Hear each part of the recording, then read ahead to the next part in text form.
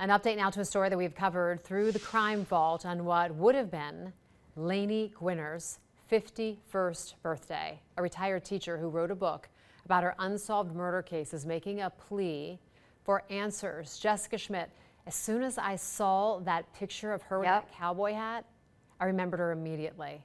So this is how he and a high school class, they're keeping her memory alive.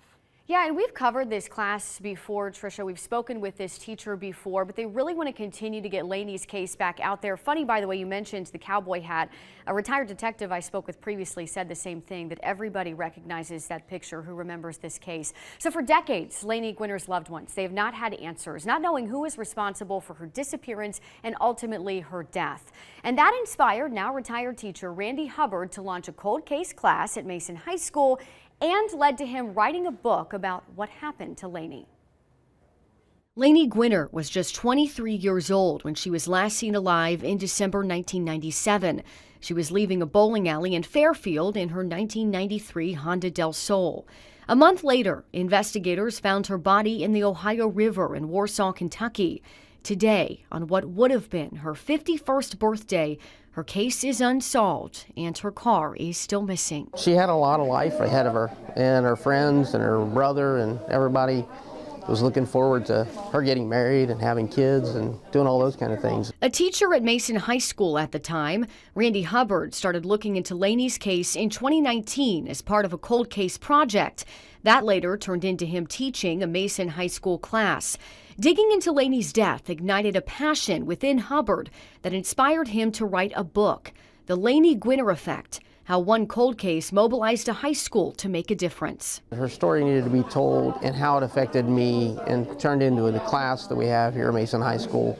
And now we've covered over 60 cases. Just crazy to see how, like, if you put in that much effort, it can truly, like, reach people everywhere and can bring so much to this one case. Hubbard has since retired from teaching, but is still dedicated to helping with Laney's case.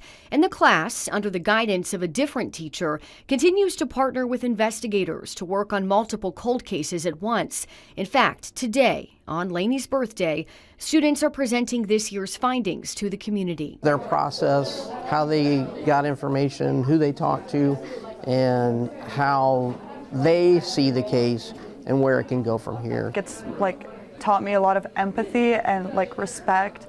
You never really know what's going on in people's lives, and this could happen to literally anyone. For Hubbard, seeing the students pursue justice while he makes a public plea for information is a way they can all come together to honor Laney's legacy. It's been 28 years and we still don't have answers.